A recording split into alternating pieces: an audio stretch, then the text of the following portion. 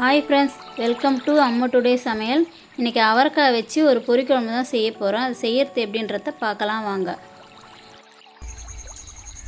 50 gram போல் எண்ணெய் ஊற்றிடுவோம்.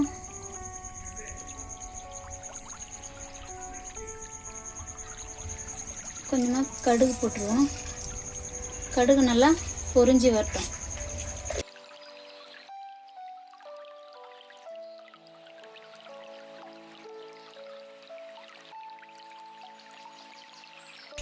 ரெண்டு வெங்காயத்தை எடுத்து பொடியாக கட் பண்ணி வச்சுருக்கேன். இதை உள்ளே சேர்த்துருவோம்.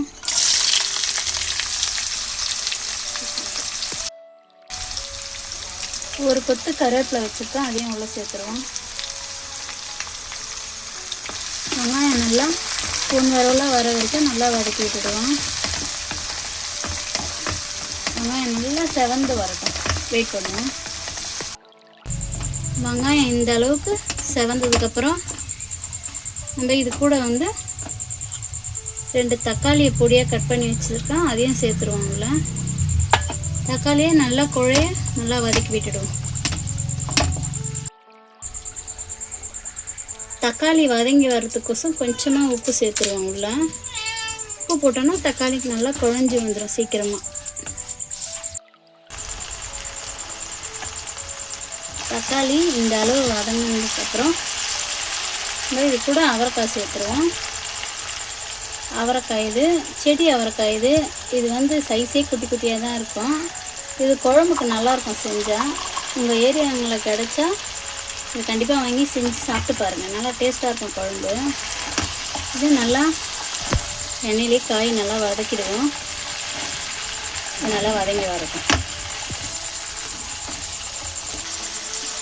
எண்ணெயிலே காய் நல்லா வதங்கிடுச்சு. இந்த ஸ்டேஜில் நம்ம இது கூட தேவையான மசாலா சேர்த்துறோம். 2 டேபிள் ஸ்பூன் அளவு குழம்பு மிளகாத்தூள் எடுத்து வச்சுருக்கேன். இது வீட்டிலேயே அரைச்சிது. இது கூட இது சேர்த்துருவோம்.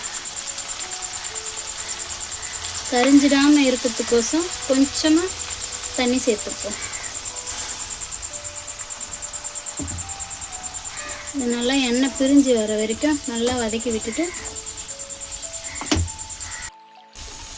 எண்ணெய் நல்லா பிரிஞ்சு வந்துடுச்சு. இப்பயே சூப்பராக இருக்குது, சாப்பிட்ணும் போலிக்கிறது.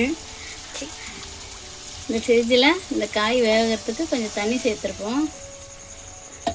இந்த தண்ணியிலே இந்த காய் நல்லா வெந்து வர வரைக்கும் வெயிட் பண்ணுவோம்.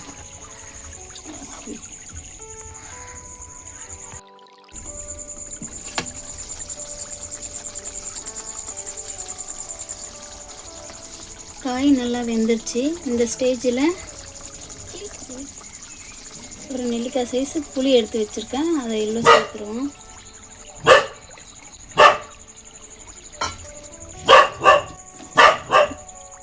புளியோட பச்சை வாசனை போகிற வரைக்கும் நல்லா கொதிக்கட்டும். இது நல்லா கொதிக்கட்டும்.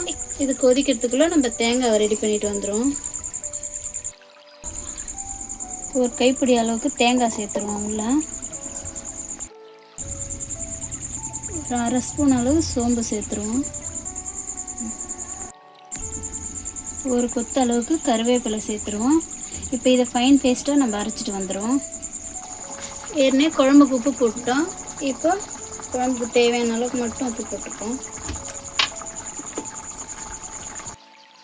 இது நல்லா கொதிச்சிருச்சு. இந்த ஸ்டேஜில் அரைச்சி வச்ச தேங்காய் விழுது இதில் சேர்த்துரும்.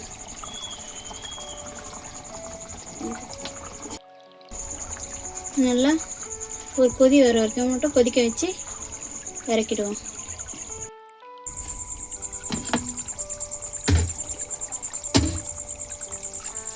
குழம்பு ரெடி ஆயிடுச்சு.